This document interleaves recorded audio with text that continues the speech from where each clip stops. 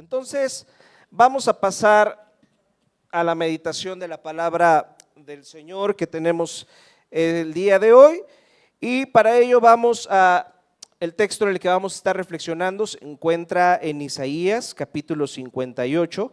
Vamos a leer todo el capítulo 58 de Isaías, que así dice la palabra del Señor. Grita con toda tu fuerza, no te reprimas, alza tu voz como trompeta, denúnciale a mi pueblo sus rebeldías, sus pecados a los descendientes de Jacob, porque día tras día me buscan y desean conocer mis caminos, como si fueran una nación que practicara la justicia, como si no hubieran abandonado mis mandamientos. Me piden decisiones justas y desean acercarse a mí, y hasta me reclaman: ¿para qué ayunamos si no lo tomas en cuenta? ¿Para qué nos afligimos si tú no lo notas? Pero el día en que ustedes ayunan, hacen negocios y explotan a sus obreros. Ustedes solo ayunan para pelear y reñir y darse puñetazos a mansalva. Si quieren que el cielo atienda sus ruegos, ayunen, pero no como ahora lo hacen. ¿Acaso el ayuno que he escogido es solo un día para que el hombre se mortifique? ¿Y solo para que incline la cabeza como un junco, haga duelo y se cubra de ceniza? ¿A eso llaman ustedes día de ayuno y el día aceptable al Señor? ¿El ayuno que he escogido no es más bien romper las cadenas de injusticia y desatar las correas del yugo, poner en libertad a los oprimidos y romper toda atadura? ¿No es acaso el ayuno compartir tu pan con el hambriento y dar refugio a los pobres sin techo, vestir al desnudo y no dejar de lado a tus semejantes? Si así procedes, tu luz despuntará como la aurora y al instante llegará tu sanidad. Tu justicia te abrirá el camino y la gloria del Señor te seguirá. Llamarás y el Señor responderá. Pedirás ayuda y Él dirá: aquí estoy. Si desechas el yugo de opresión, el dedo acusador y la lengua maliciosa, si te dedicas a ayudar a los hambrientos y a saciar la necesidad del desvalido, entonces brillará tu luz en las tinieblas, y como el mediodía será tu noche. El Señor te guiará siempre, te saciará en tierras resecas y fortalecerá tus huesos. Serás como jardín bien regado, como manantial cuyas aguas no se agotan. Tu pueblo reconstruirá las ruinas antiguas y levantará los cimientos de antaño. Serás llamado reparador de muros derruidos, restaurador de calles transitables. Si dejas de profanar el sábado y no haces negocios en mi día santo, si llamas al sábado delicia y al día santo del Señor honorable, si te abstienes de profanarlo y lo honras no haciendo negocios ni profiriendo palabras inútiles, entonces hallarás tu gozo en el Señor. Sobre las cumbres de la tierra te haré cabalgar y haré que te deleites, la herencia de tu padre Jacob. El Señor mismo lo ha dicho. Esta es la palabra del Señor y vamos a continuar con nuestra serie de sermones que hemos titulado Diseñados para vivir en comunidad. Y en los últimos meses, desde el mes de enero, las últimas semanas, hemos estado reflexionando en varios textos del Antiguo Testamento que nos recuerdan que Dios nos ha diseñado, que Dios ha diseñado al ser humano para vivir en comunidad.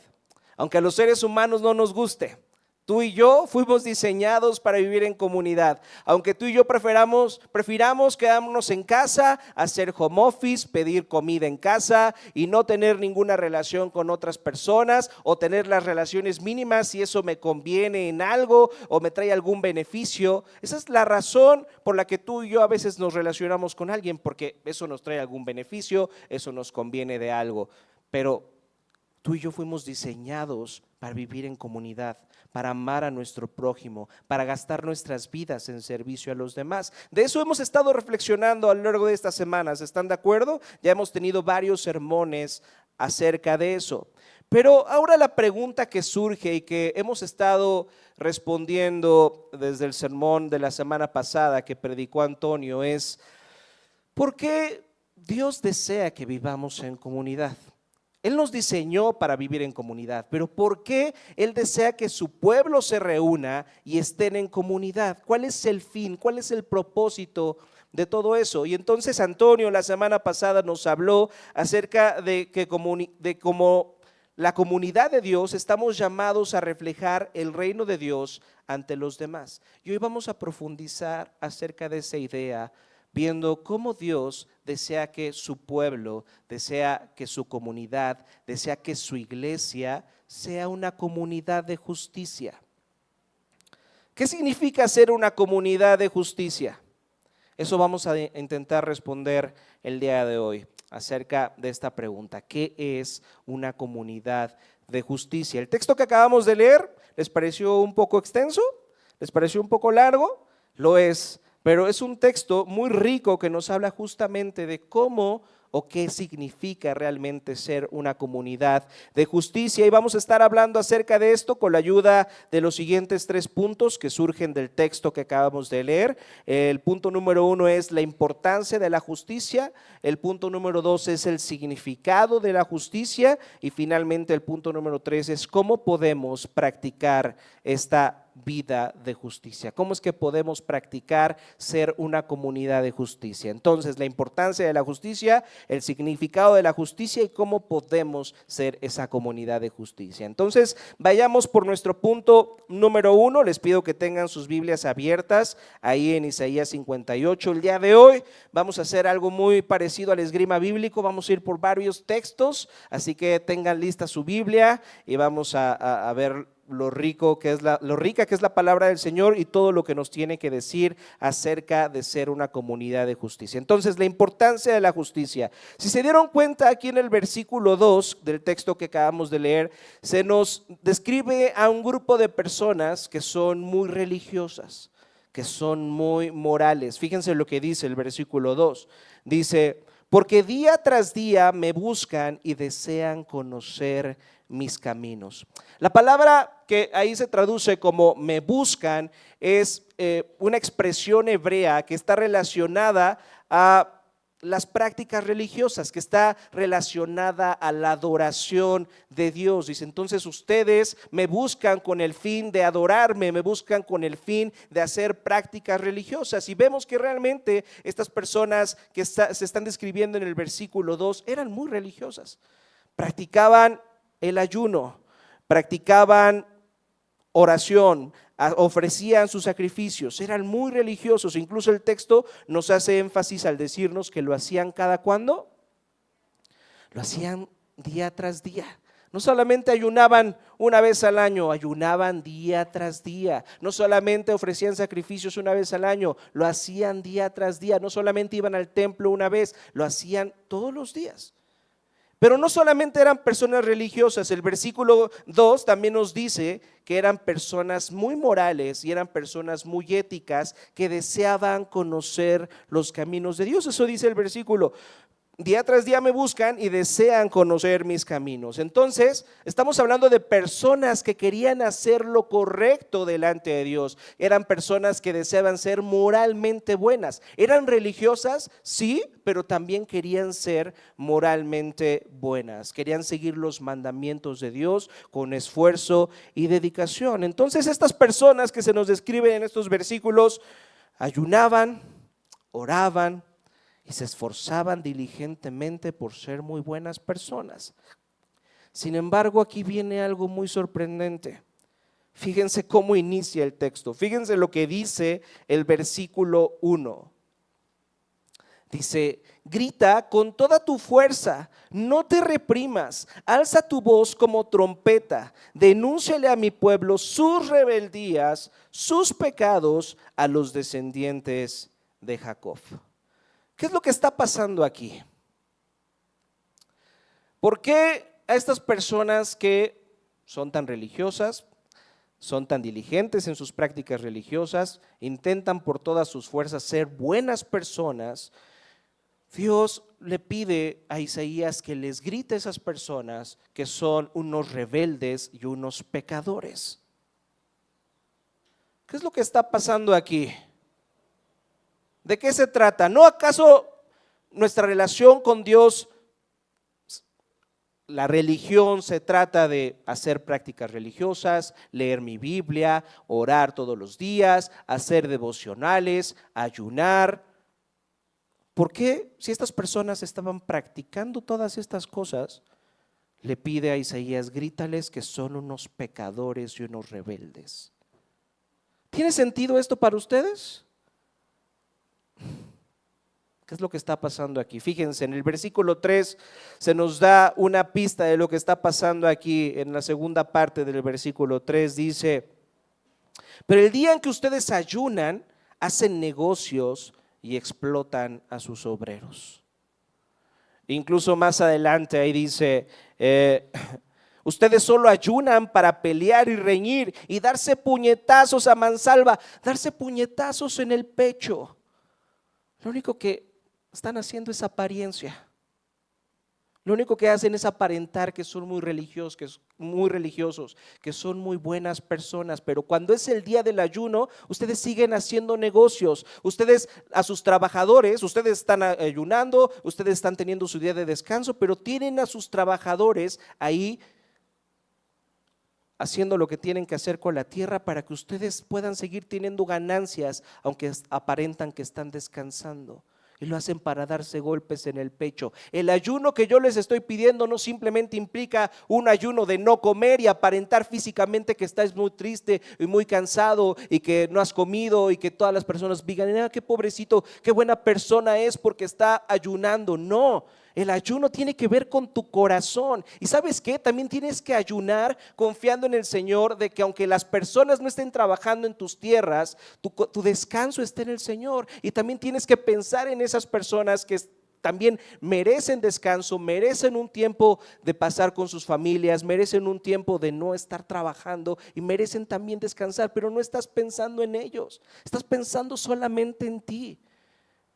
Y estás ayunando para aparentar delante de mí que eres muy buena persona, que eres muy religioso. Y en el versículo 6, el Señor va al clavo. Aún es más claro con lo que está diciendo, porque estas personas que aparentan ser muy religiosas, en realidad son rebeldes y son pecadores. Fíjense lo que dice en el versículo 6. El ayuno que he escogido no es más bien romper las cadenas de injusticia. Versículo 7, ¿no es acaso el ayuno compartir tu pan con el hambriento y dar refugio a los pobres sin techo, vestir al desnudo y no dejar de lado a tus semejantes? ¿Qué es lo que Dios está diciendo aquí con estos versículos? Dios está diciendo, ¿puedes pensar que tú tienes una relación conmigo porque me obedeces, porque eres muy religioso, porque intentas seguir la ley a rajatabla, pero si no te importan las personas vulnerables, los oprimidos, los pobres, las viudas, los migrantes, si no te importan esas personas, tal vez sea porque no me conoces realmente. Tal vez sea porque en realidad no tienes esa relación conmigo que piensas que tienes. ¿Cómo creen que le cayeron estas palabras a los israelitas? ¿Cómo te están cayendo a ti estas palabras? Ayer le comentaba a mi esposa, estos son algunos de los temas que casi no me gusta predicar porque me siento muy incómodo al predicar de esto. Me siento muy sorprendido por lo que dice la Biblia acerca de realmente cuáles son las implicaciones de tener una relación con Dios, una vida que busca beneficiar a otras personas. Y a veces me doy cuenta que yo no vivo conforme a esa manera. Seguramente el pueblo de Israel se sorprendió al escuchar estas palabras, como yo también me sorprendí al preparar este sermón, y espero que tú también te sientas así mientras escuchas esto. Y si creen que estoy haciendo una mala interpretación de este texto, que ya me estoy viendo muy woke, muy marxista, muy socialista, déjenme decirles que esta no es la única porción de nuestras Biblias que habla acerca de esto. ¿Por qué no vamos rápidamente, ya empieza el esgrima bíblico? ¿Por qué no vamos a Proverbios 14, versículo 31? Fíjense lo que dice aquí. El que oprime al pobre ofende a su creador, pero honra a Dios quien se apiada del necesitado. El que oprime al pobre, cuando hablamos de oprimir, no simplemente se trata de molestar al pobre, también tiene que ver con el hecho de ser indiferente al pobre. Cuando tú eres indiferente al pobre, ofendes a tu Creador.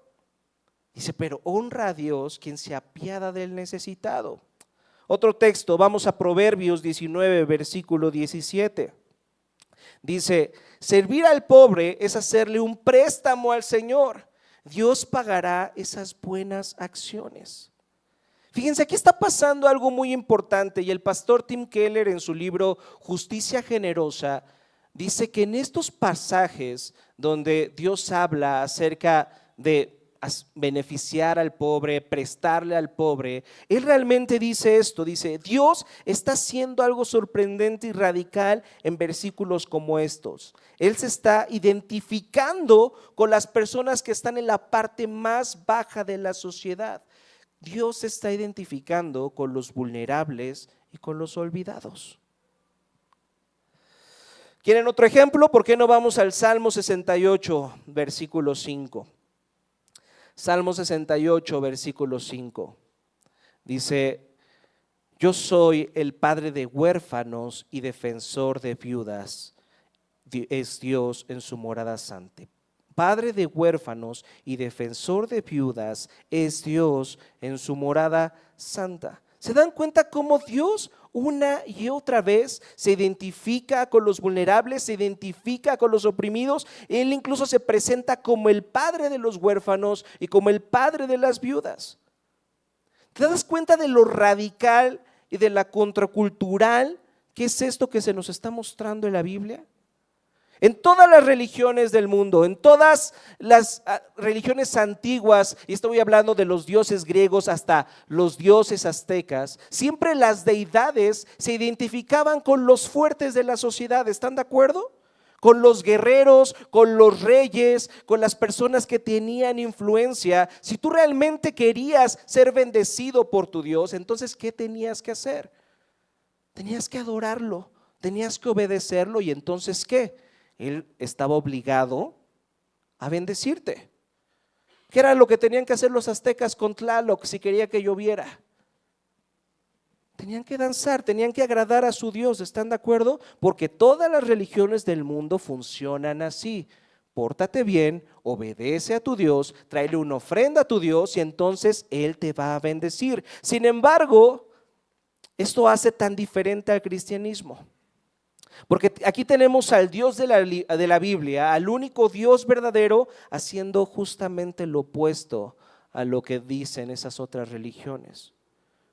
Este Dios verdadero, este Dios que se nos revela en la Biblia dice, yo estoy del lado de la viuda, estoy del lado del huérfano, estoy del lado del extranjero, estoy del lado del no nacido, estoy del lado del desaparecido, estoy del lado del violentado, estoy con aquellos que nadie toma en cuenta y que no tienen nada que ofrecer. Estoy con ellos que nadie toma en cuenta y que no tienen nada que ofrecerme. Esto es completamente radical y contracultural, ¿están de acuerdo? Ninguna otra religión tiene un Dios como el que se nos revela en la Biblia. Y luego tal vez estés pensando, bueno, ese es en el Antiguo Testamento, pero ahora seguramente en el Nuevo Testamento ya no es así. Tenemos textos en el Nuevo Testamento que nos hablen de esto, de que Dios le importa hacer justicia al vulnerable, al oprimido. Claro que sí. ¿Por qué no vamos rápidamente a Mateo 23, versículo 23? Está fácil de aprenderse. Mateo 23, 23. Fíjense lo que dice Jesús a los maestros de la ley. Dice, ay de ustedes, maestros de la ley y fariseos, hipócritas. Dan la 10ª parte de sus especias, la menta, el anís y el comino. Están dando sus diezmos. No faltan ni fallan en dar sus diezmos. No, pastor, eso es lo que usted está diciendo, que hay que dar nuestros diezmos, que hay que ofrendar. Es importante, pero tiene que ver con la actitud del corazón. Fíjense lo que continúa diciendo. Pero han descuidado los asuntos más importantes de la ¿qué? De la ley, tales como ¿qué? La justicia, la misericordia y la fidelidad. Wow. ¿Y pusieron atención al texto que leyó Anita en la lectura bíblica?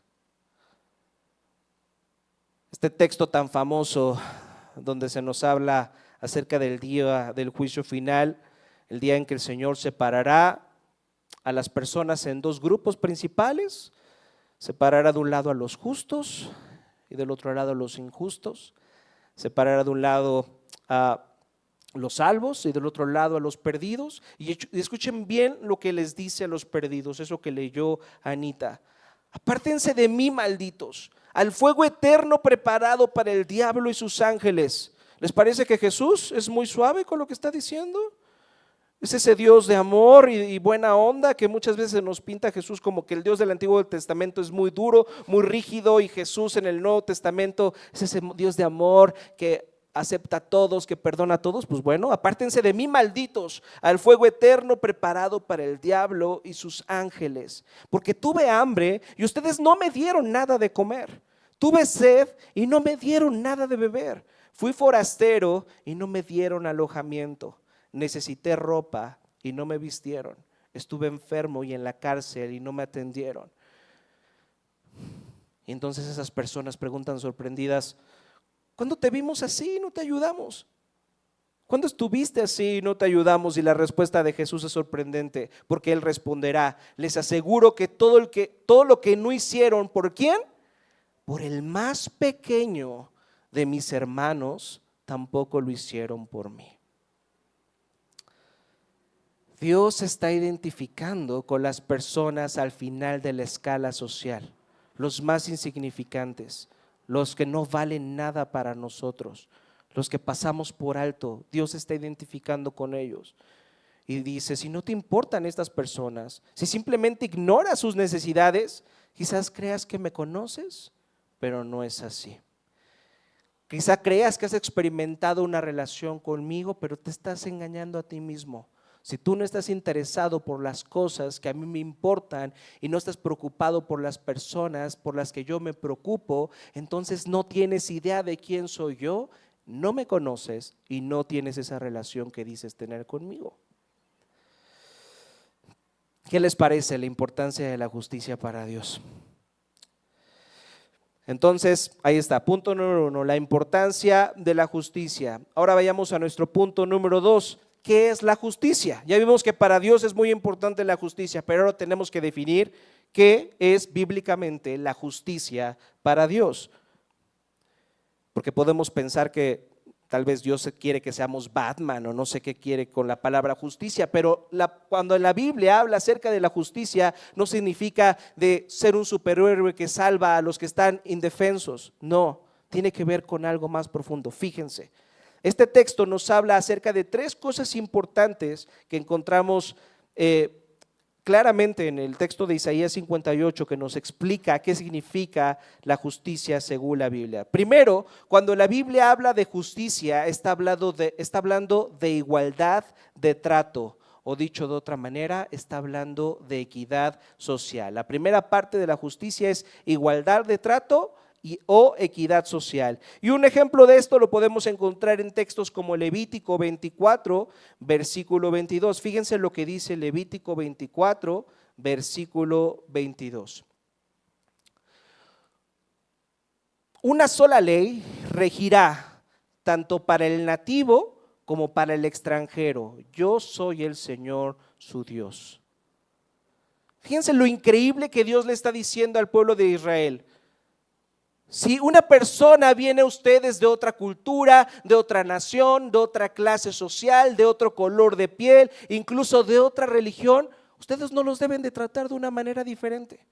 La misma ley que aplica para ustedes, aplica también para ellos. Tienen que tratarlos con igualdad, tienen que tratarlos con equidad.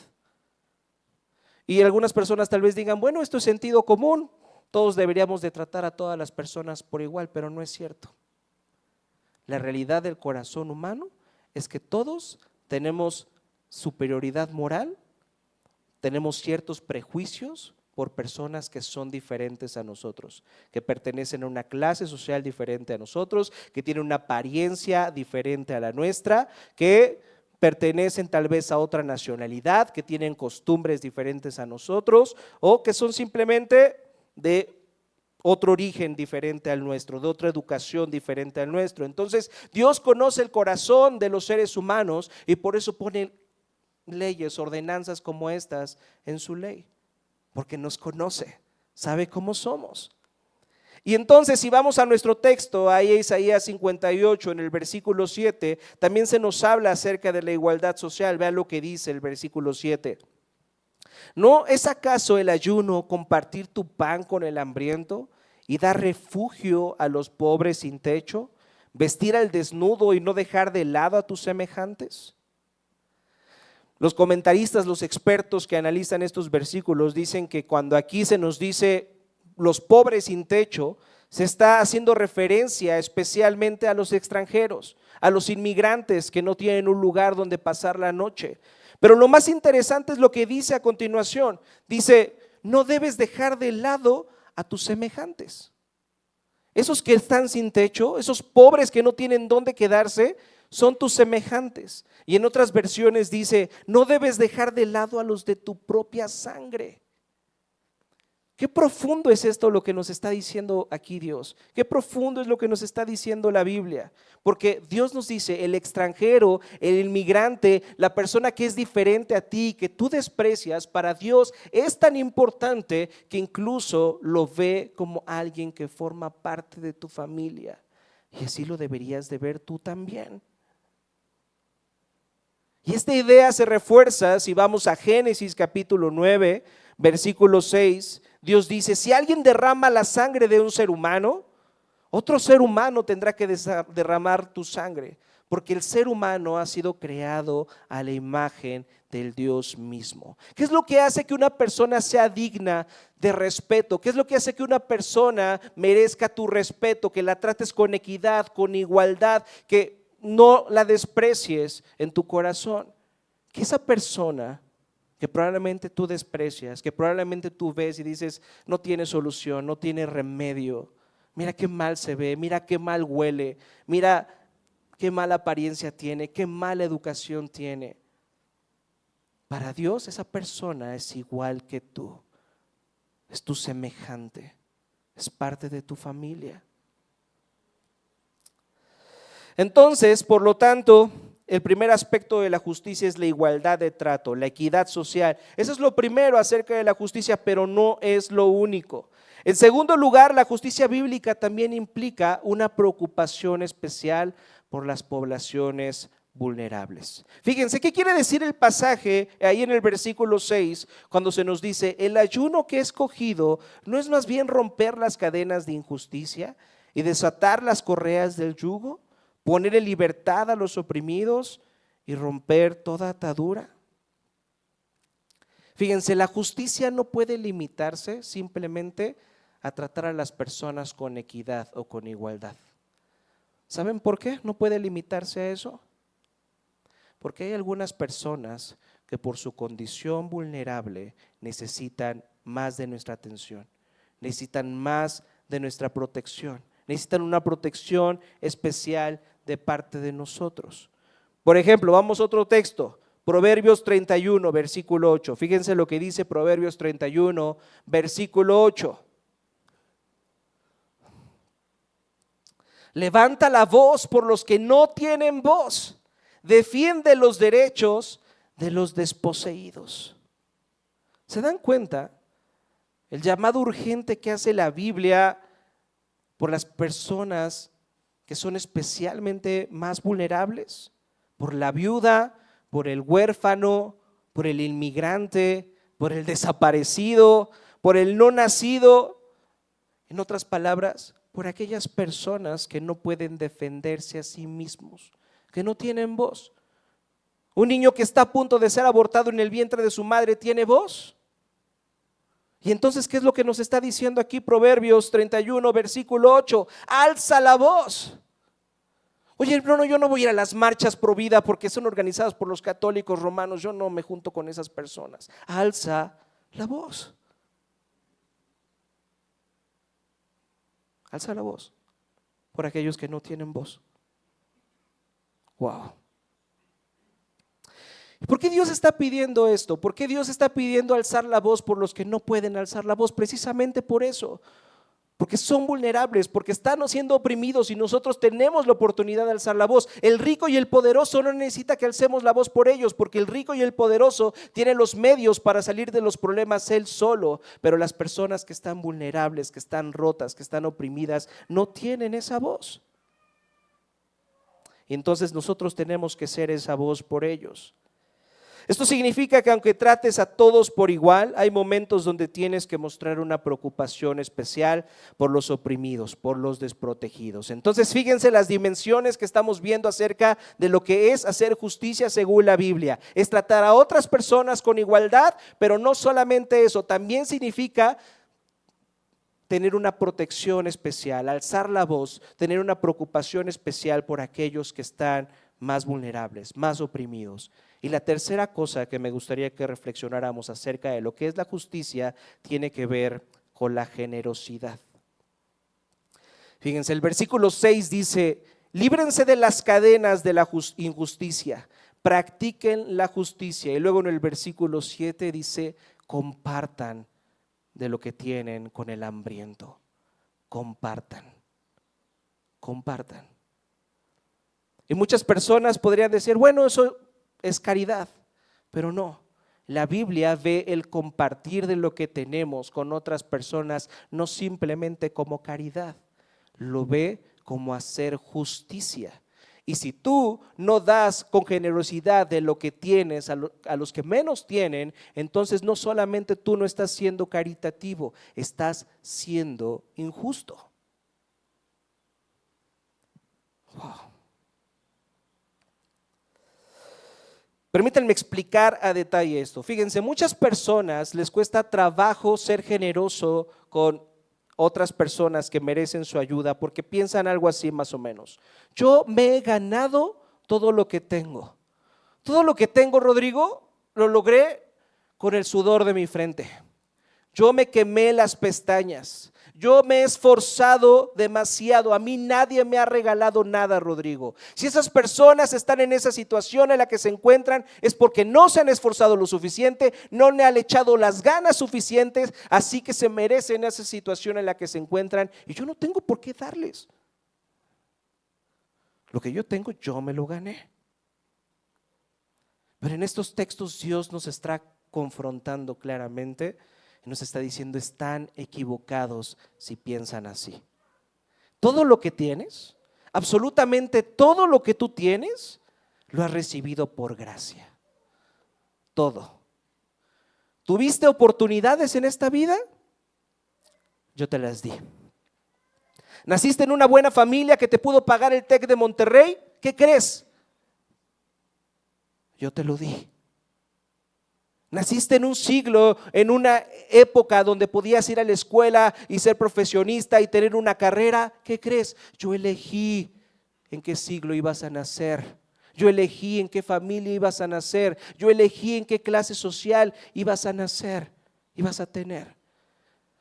Es que yo soy muy inteligente. Yo te di esa inteligencia. Todo lo que tienes, todo lo que tú eres, yo te lo di.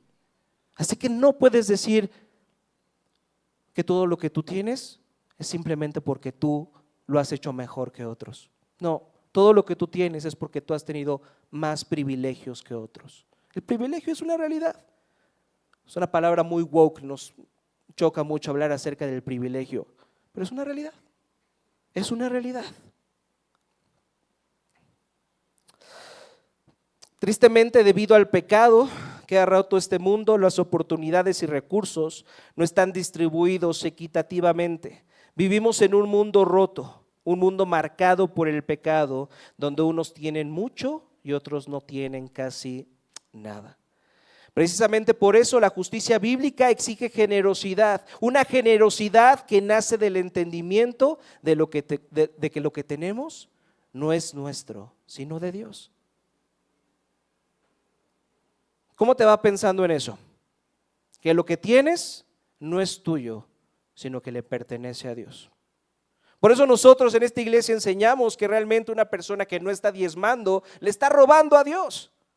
Porque todo lo que tiene es de Dios. Y de todo eso que es de Dios y que te lo ha dado, solamente te está pidiendo el 10%. Y si tú no lo das, estás robando a Dios. Y ahí en Isaías 58, no sé si lo notaron, aparece 2 veces esta palabra, la palabra yugo. ¿Saben qué es un yugo? ¿Qué es un yugo? ¿Quién me explica qué es un yugo?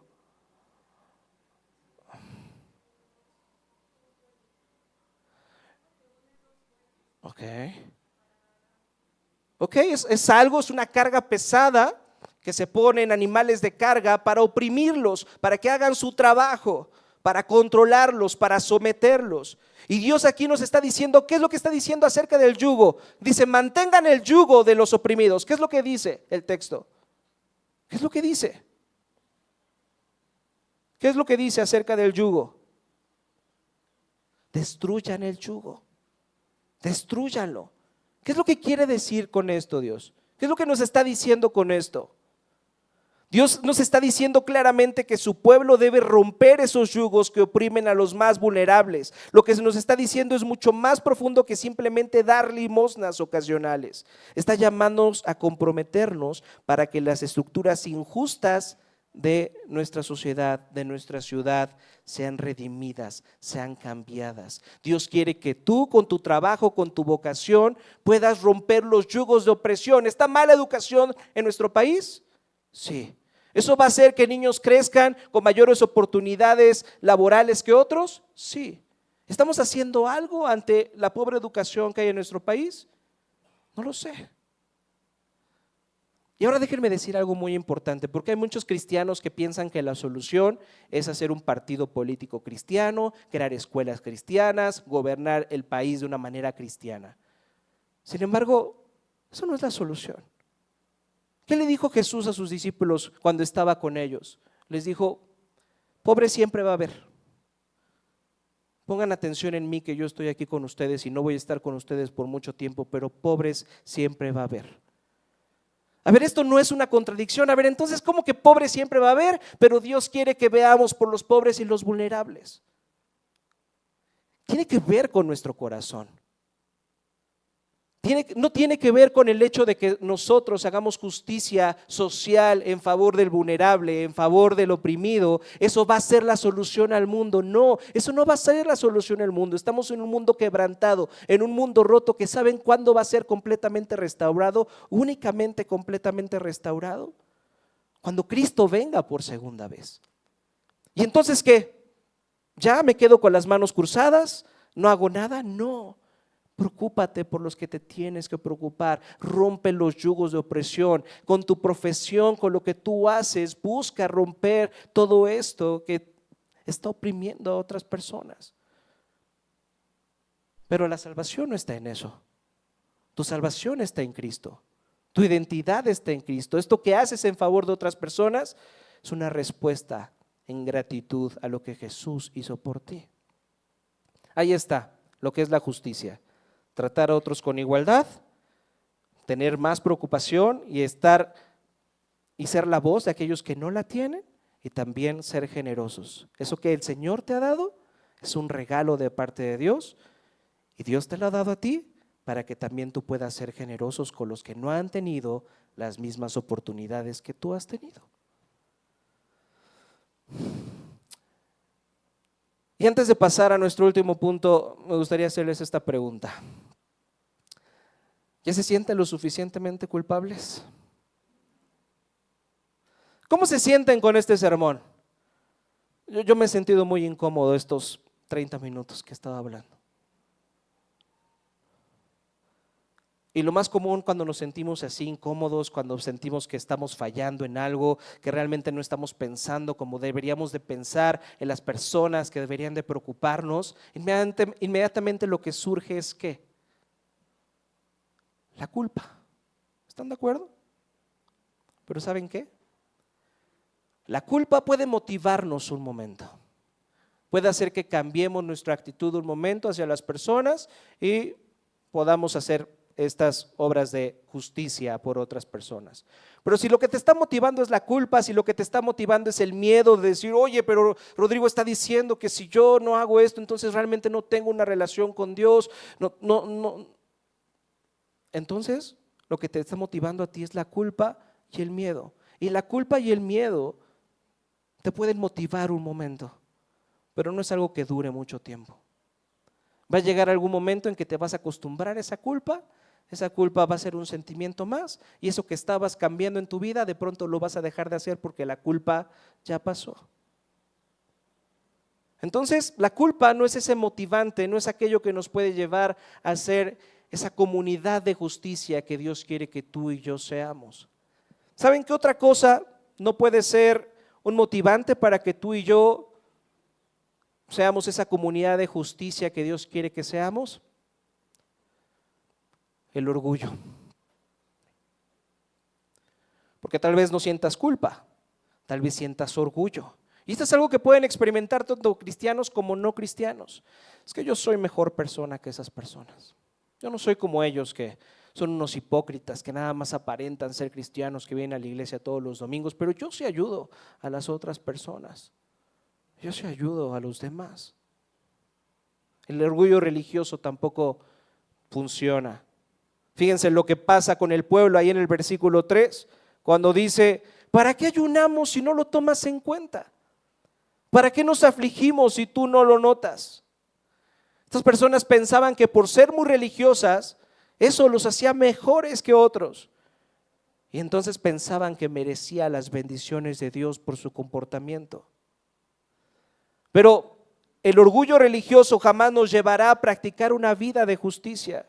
De hecho, el orgullo religioso hace que todo empeore, porque simplemente estamos ocultando nuestro egoísmo en una apariencia de ser personas muy buenas, cuando en realidad, si estamos ayudando a otras personas, si estamos leyendo nuestra Biblia, si estamos viniendo a la iglesia, si estamos siendo generosos con los demás, en el fondo puede ser simplemente para que lo hagamos para nosotros mismos, para ver de qué manera Dios nos beneficia con eso. Y el pueblo hacía esto. ¿Para qué sirve hacer esto si tú no me beneficias, Dios?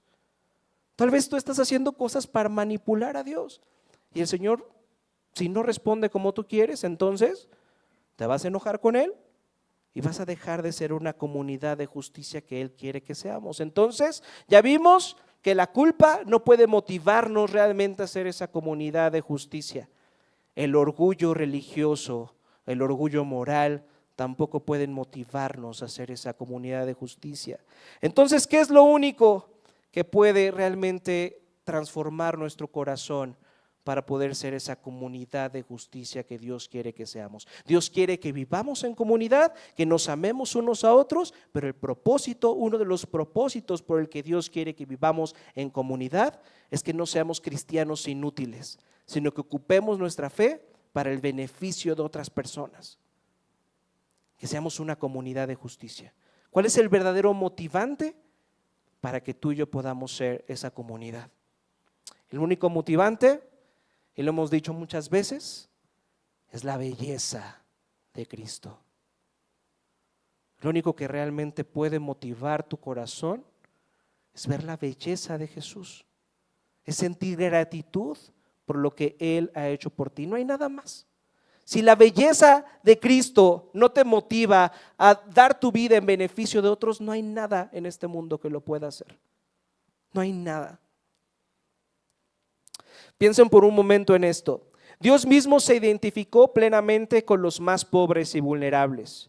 Cuando Jesús vino al mundo, Jesús nació pobre, vivió pobre y murió pobre. ¿Cómo nació Jesús? ¿En dónde nació Jesús? En un establo. ¿Y dónde fue colocado? ¿En la cuna más cara? ¿En dónde? En un pesebre. Ahí entre animales. Cuando Jesús tuvo que ser circuncidado, era una tradición que tenían que ofrecer una ofrenda. Y la ofrenda más económica, la ofrenda más barata para las personas más pobres era llevar unas palomas para que fueran sacrificados. Entonces ahí ves a los padres de Jesús llevando palomas el día que Él fue circuncidado, como la persona más pobre, como la persona más humilde. Jesús era prácticamente un inmigrante, ¿están de acuerdo? Él decía, los zorros tienen su guarida, pero el Hijo del Hombre no tiene dónde reposar su cabeza. Cuando entró a Jerusalén, ¿cómo entró? Entró en un burrito, pero ni siquiera era su burrito, era un burrito prestado. Y cuando quiso tomar la cena del Señor con sus discípulos, ni siquiera lo hizo en su departamento en Polanco, lo hizo en un lugar que también le prestaron. Incluso cuando fue a la cruz y murió, ni siquiera tenía su propia tumba. Tuvo que ser sepultado en una tumba prestada. ¿Qué nos dice todo esto? Fíjense, Jesús vivió una vida de absoluta pobreza y humildad. ¿Y sabes por qué lo hizo? Porque Jesús no solamente se preocupa por el pobre y el vulnerable y se identifica con los pobres, con los vulnerables, con los oprimidos, con las viudas, con los huérfanos. Él mismo se hizo un pobre, un oprimido y un vulnerable. Él es la segunda persona de la Trinidad. Él estaba en comunión perfecta con Dios. A Él no le faltaba nada con el Padre, con el Espíritu Santo, amándose unos a otros, teniendo toda la riqueza del mundo, teniendo toda la gloria del mundo, teniendo la majestad del mundo, pero al ver nuestra condición, Él hizo verdadera justicia. Él vino a este mundo y derramó todo lo que Él era. La vida de Jesús es una vida de generosidad por el prójimo, dar todo lo que Él es para beneficiarnos a ti y a mí. La obra de Jesús, el ministerio de Jesús es un ministerio de justicia social para los oprimidos, para los vulnerables, entre los que nos encontrábamos tú y yo. Él era el único justo. Nosotros éramos los injustos. Cuando estamos en esa escena del texto que leyó Ana, todos tendríamos que ser separados en los injustos. Pero ¿sabes por qué tú y yo vamos a estar del lado de los justos? No porque hayamos visto al hambriento y le hayamos dado de comer, no porque hayamos visto al vulnerable y lo hayamos refugiado, no porque hayamos dado un techo al inmigrante que no tiene eso. ¿Saben por qué? Porque nuestra confianza está en aquel que fue justo. Y eso es lo único que nos hace justos. Ahorita vamos a cantar esa canción, el glorioso intercambio. Cristo hizo un glorioso intercambio en la cruz. Él tomó nuestra injusticia, fue castigado por nuestra maldad, por nuestro egoísmo, por todo esto que no podemos cumplir. Y si tú pones tu confianza en Él, entonces su vida perfecta es puesta en ti. ¿Para qué? Para que digas, oh, qué bueno es ser cristiano. Tal vez hasta ahí llegue tu fe en Cristo. Pero si esto no tiene el poder para sacarte, para buscar bendecir y ser de bendición a otros, nada lo hará. Está este canto precioso de Santiago Benavides. No lo vamos a cantar hoy. Miguel, fuiste tú. Él vino, se identificó con los que estábamos rotos, nos tocó y fue a la cruz como un criminal por ti y por mí. Si amamos a Cristo por lo hermoso que Él es, por la belleza que vemos en Él, entonces como resultado podremos amar lo que Él ama. Como resultado podemos preocuparnos por lo que Él se preocupa, podemos defender lo que Él defiende y serviremos a quien Él sirvió. Solamente contemplar la vida, obra, muerte, resurrección de Jesucristo es lo único que puede motivarnos a ser esa comunidad de justicia. Una comunidad atraída por la belleza de Jesús. Vamos a orar. Padre Celestial, gracias por concedernos en Cristo todo lo necesario para vivir vidas de justicia y verdad. Te pedimos que nos permitas comprender con mayor profundidad lo que tu Hijo, nuestro Señor Jesucristo, hizo por nosotros. Que la belleza de su sacrificio y su amor nos cautive de tal manera, Padre, que nos libere del egoísmo y nos impulse a vivir en obediencia gozosa. encontrando deleite en servirte y amar a nuestro prójimo. Gracias porque por medio del Evangelio has roto el poder del egocentrismo en nosotros. Sin embargo, reconocemos que muchas veces no hemos permitido que la verdad del Evangelio penetre profundamente en nuestros corazones, y por eso hemos perdido el gozo de caminar contigo, hemos perdido el gozo de vivir vidas en beneficio de los demás. Pero Padre, te rogamos que nos ayudes a redescubrir otra vez, a sorprendernos, a ver lo precioso del Evangelio, llevándolo al centro de nuestro corazón para que pueda transformarnos. Señor, para que cada día seamos más semejantes a Cristo. Que este tiempo de reflexión, que este tiempo de adoración, Padre, nos recuerde que nuestra mayor alegría está en Cristo, en lo que Él ha hecho por nosotros. Y que, Padre, al contemplar esto, podamos vivir vidas que te glorifiquen a ti y beneficien a los demás. Te pedimos esto, Padre, en el nombre precioso de tu Hijo Jesucristo.